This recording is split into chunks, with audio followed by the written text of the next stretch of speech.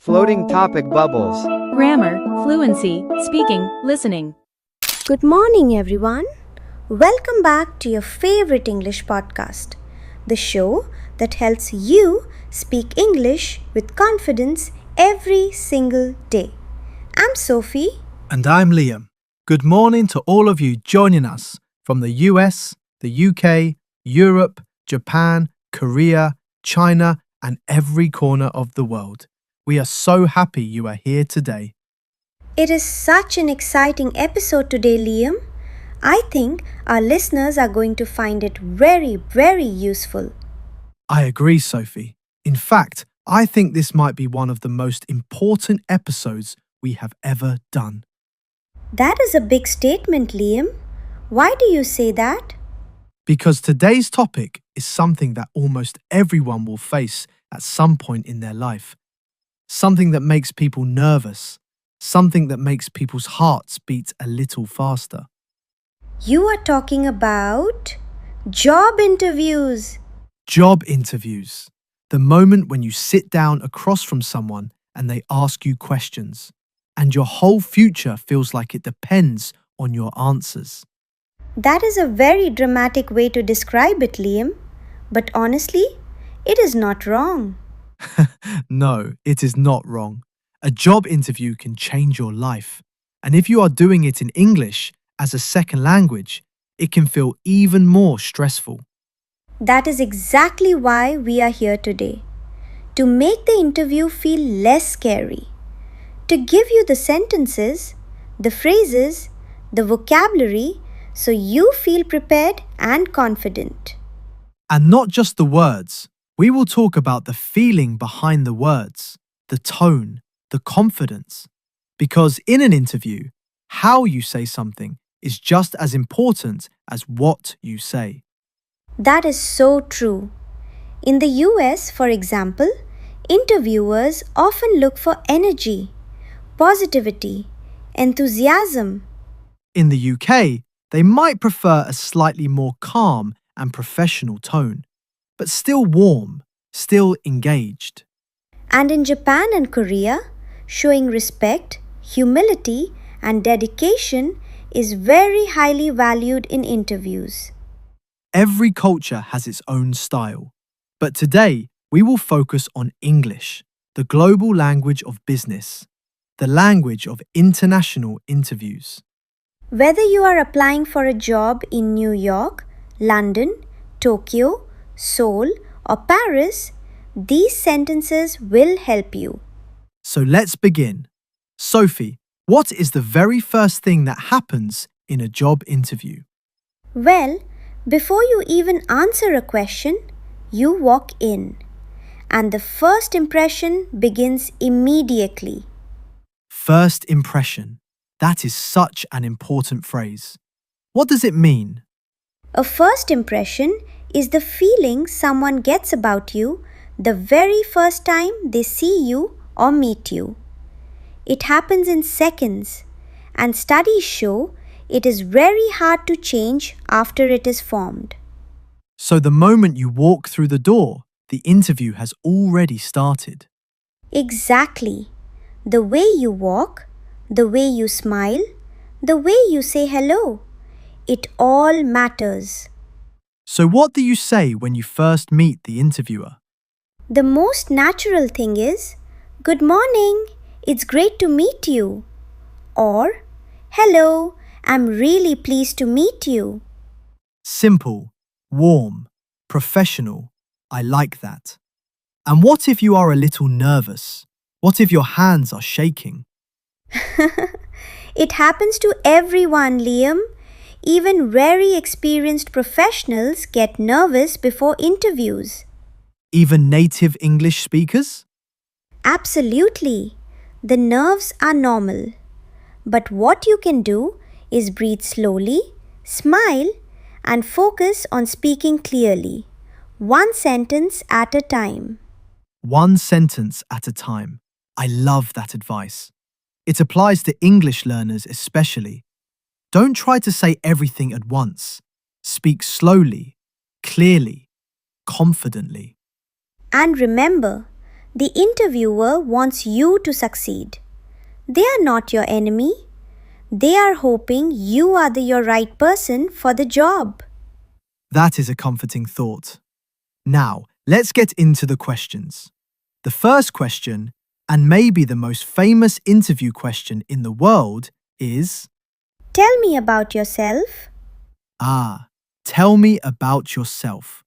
4 words that can cause so much panic. It sounds so easy, but many people freeze when they hear it because it is so open, so broad. Where do you even start? That is the key question. And the answer is you don't start from the beginning of your life. You don't say, I was born in 1995 and I went to primary school. Please, no. That is too much. The best answer to tell me about yourself is short, focused, and relevant to the job. A professional summary, usually 2 to 3 sentences. Can you give us an example? Of course. Imagine you are applying for an office job. You might say, I have 5 years of experience in customer service and I really enjoy helping people solve problems. I recently completed a course, The Theme, and I am excited to bring those skills to a new team. That is excellent. It tells them who you are professionally, what you have done, and why you are here. 3 things in just 2 sentences. Exactly. The formula is simple. Past, present, future. Where have you been? Where are you now? Where do you want to go? Past, present, future. I will remember that. Now let's talk about a very common follow-up question. Why do you want this job? Oh yes, this is a very important question, and many people make a mistake here. What is the mistake? The mistake is saying something that is only good for you. For example, I want this job because the salary is good. Or, I want this job because it is close to my house. That sounds honest, but It sounds like you only care about yourself. The interviewer wants to know what you can give to the company, not just what you can get from it. so the better answer is Something like, I have always admired this company's work, and I believe my skills in project management would be a strong contribution to your team. Or, I am really passionate about this industry, and I see this role as the perfect opportunity to grow and to add real value. add real value. That is a great business phrase. It means you will help the company succeed. Exactly. In American business culture, especially, phrases like add value, make an impact, and contribute to the team are very powerful. And in British English? In British English, you might say, I feel I could make a real contribution here. Or, I believe this role aligns well with my experience and ambitions. Slightly more formal, a little more reserved, but equally strong. Language is cultural. That is always worth remembering. Now, Sophie, there is another question that almost everyone dreads. Are you ready? I think I know what you are going to say. What is your greatest weakness? There it is. The most uncomfortable question in any interview. Why do interviewers even ask this? It seems almost cruel. It is not cruel. It is clever. They are not looking for someone to say, I have no weaknesses. That would be unbelievable. They want to see if you are self-aware. Self-aware means you about yourself, your strengths, and your areas for improvement. So the trick is you admit a real weakness, but you show that you are working on it. Precisely. A weak answer is, I work too hard, or I am a perfectionist. Those answers are too common. Interviewers have every times. What is a strong answer? A strong answer sounds like this. I used to find it difficult to delegate tasks because I like to make sure everything was done correctly myself. But I've been working on trusting my team more, and I have seen that collaboration actually produces better results. Wow, that is honest, specific, and shows growth. 3 qualities interviewers love. Honest, specific, growth. Growth. Write those 3 words down, listeners. And this kind of answer works in almost every culture. In Japan, showing that you are committed to self-improvement is very admirable.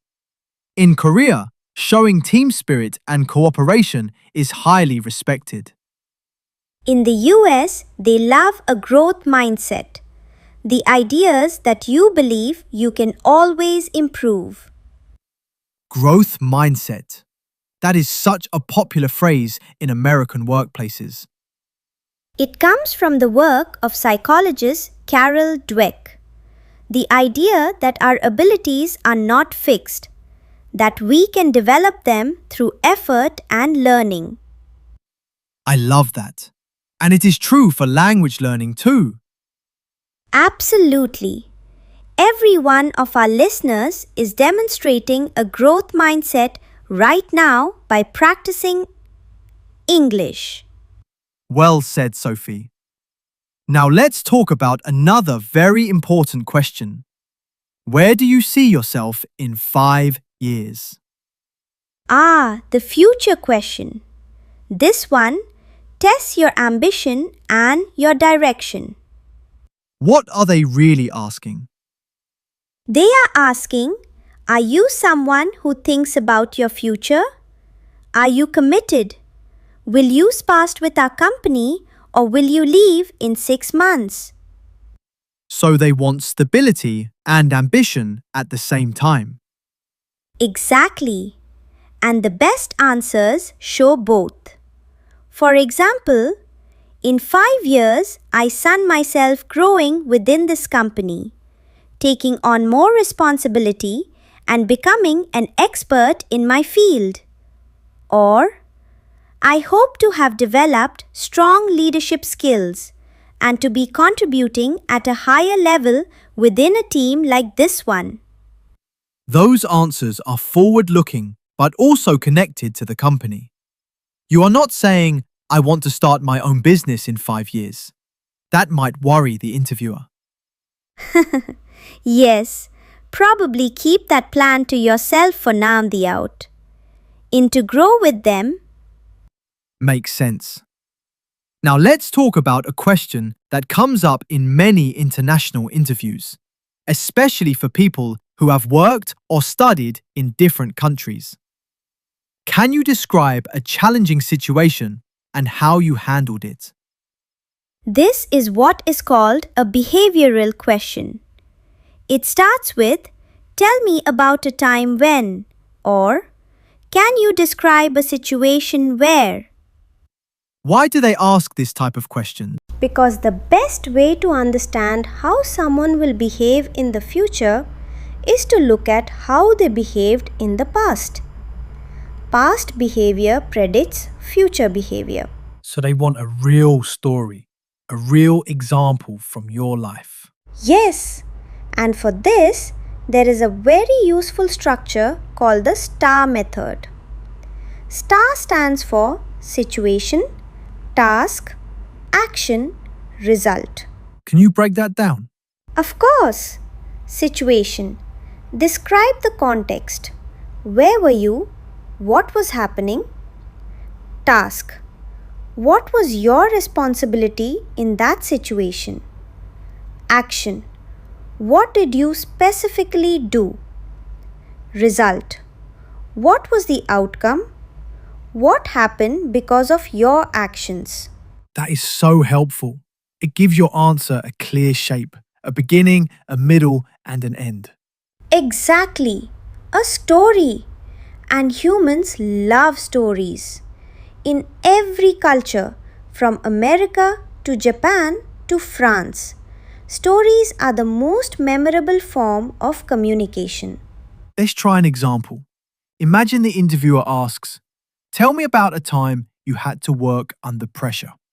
Using the STAR method, I might say, in my previous job, we had a major product launch that was moved up by 2 weeks.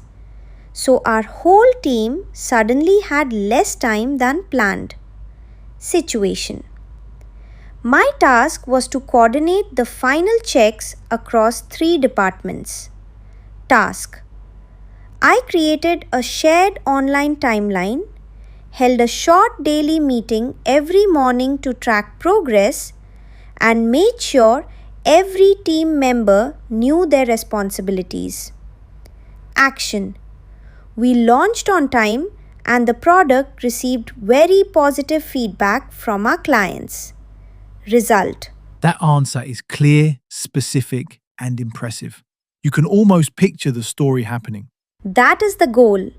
Make the interviewer see you in action.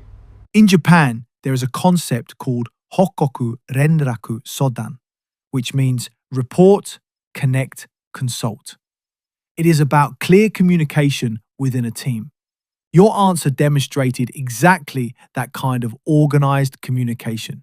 I love that you connected it to Japanese business culture, Liam, because that is what great communication does. It crosses cultures. Now, let's shift to the other side of the interview.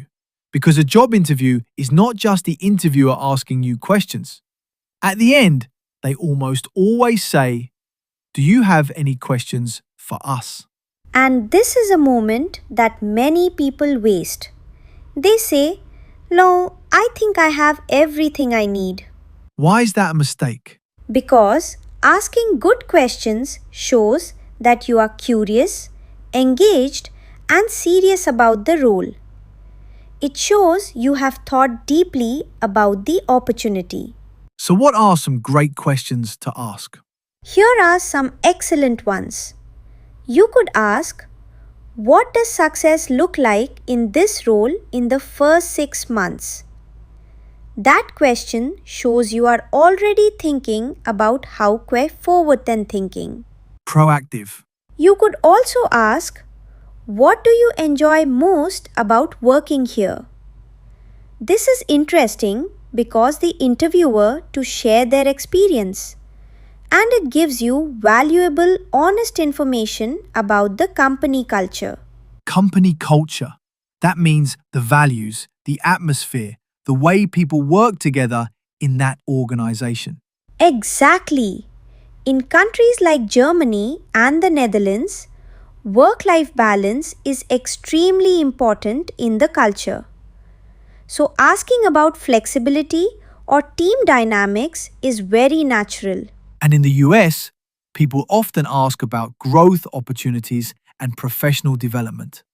Is there support for continuing education or training? That is a great question for any culture, honestly. It shows you want to keep learning. You can also ask, what are the next steps in the hiring process? This is practical. It shows you are organized and it helps you know what to expect. And it is perfectly professional. In English speaking work cultures, it is completely normal and appropriate to ask about timelines. Sophie, I want to talk about something that many English learners worry about specifically in interviews. And that is, what do you do if you don't understand a question? Oh, this is so important. And the answer is simple. You ask for clarification. Politely, calmly.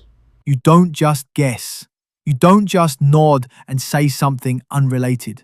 No, if you don't understand, you say, I'm sorry, could you rephrase that question?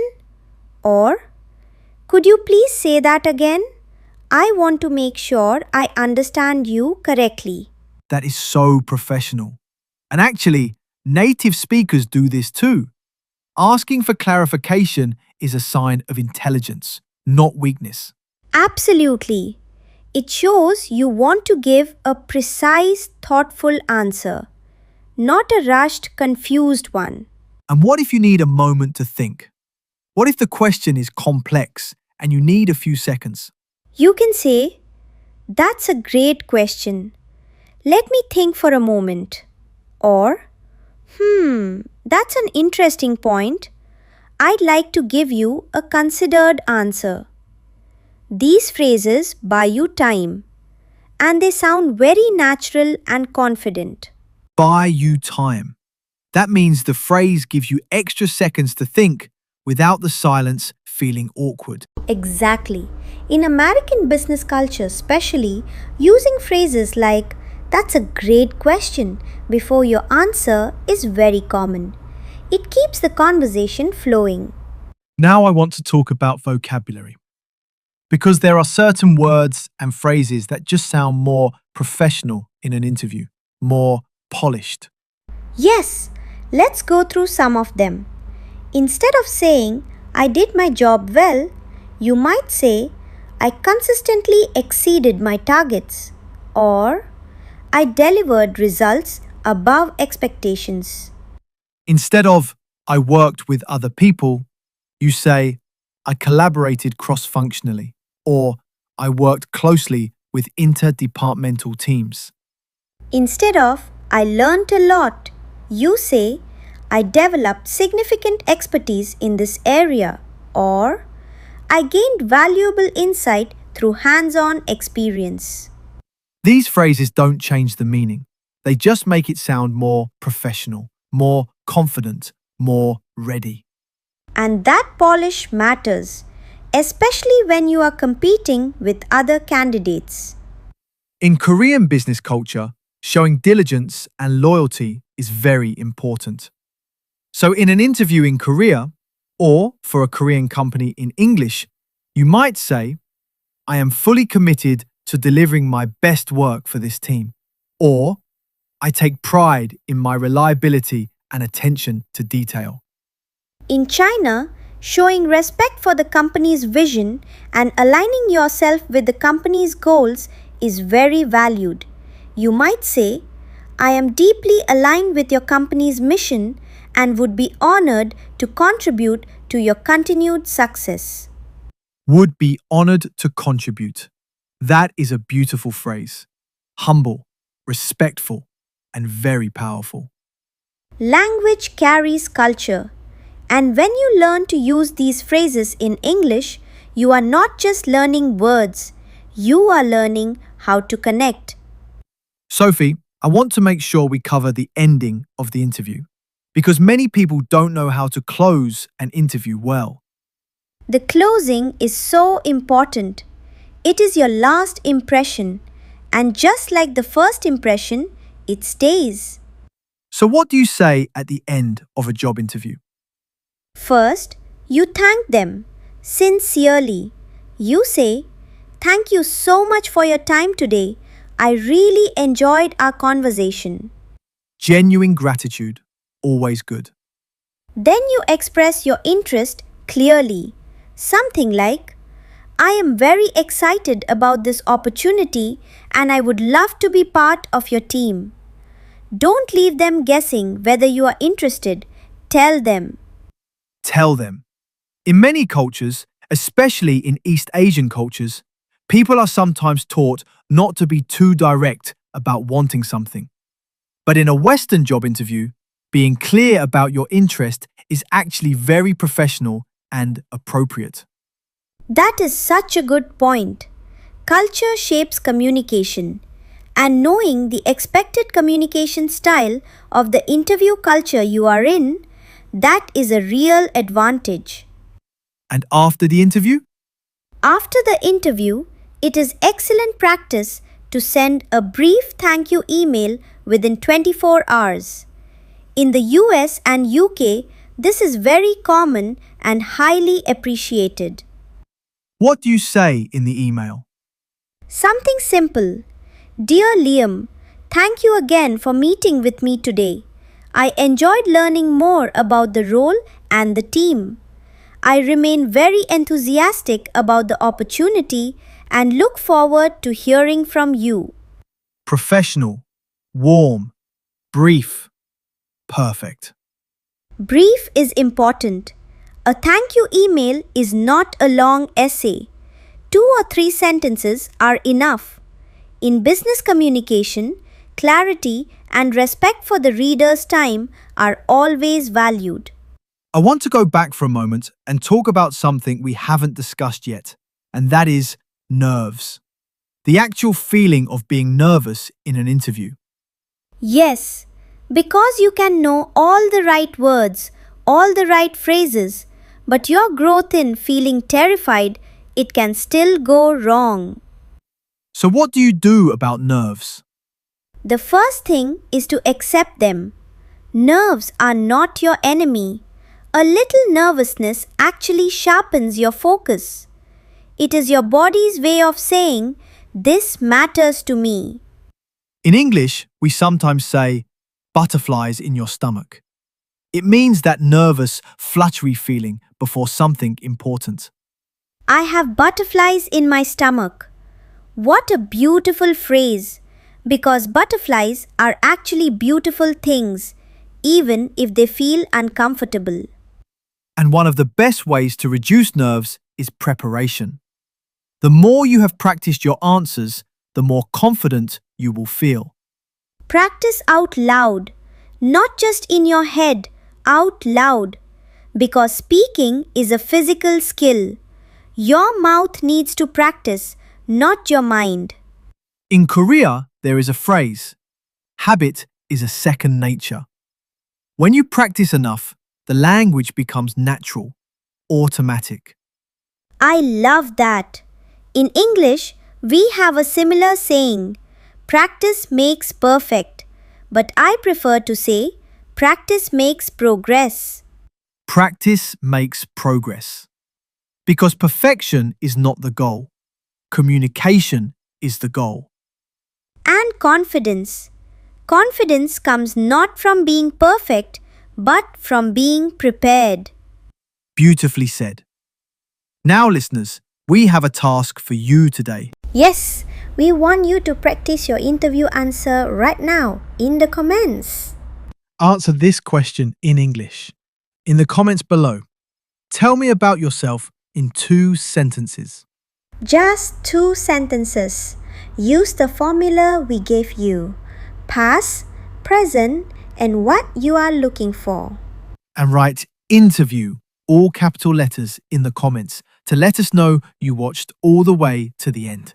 We read every single comment and we love seeing your progress. Your English is growing every time you practice.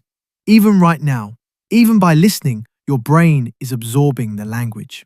There is a concept in language learning called comprehensible input, and it means when you hear English that you mostly understand with a little bit that challenges you, your brain actually acquires the language naturally, deeply. So listening to this podcast is not just enjoyable, it is scientifically effective. We like to think so, yes. Sophie, final question. What is the one piece of advice you would give to someone walking into an English job interview tomorrow? Just one piece of advice? Just one. I would say this. Be yourself, but your prepared self. Know your own story. Know your strengths. Know why you are there. And then, trust yourself to express it. Be yourself, but your prepared self. That is going in my notebook. The interview is not a test of perfection. It is a conversation. A two-way conversation where both sides are trying to find the right fit.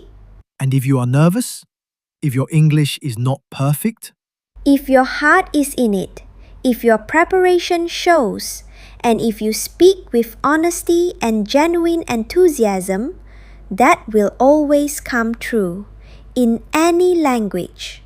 that is one of the most encouraging things I've ever heard, Sophie. It must be the fresh air again. Always the fresh air. Well, everyone, we hope today's episode gives you real tools, real confidence, and real sentences that you can use. An interview is a chance, a door, and you have everything you need to walk through it. Don't forget to subscribe to our channel so you never miss an episode. Share this with a friend who has an interview coming up. It could really help them. And remember, every time you practice, you grow. Every conversation makes you stronger. Keep going, keep speaking, keep believing in yourself. Until next time, good morning, good day, and good English. See you in the next episode. Bye, everyone. Bye for now.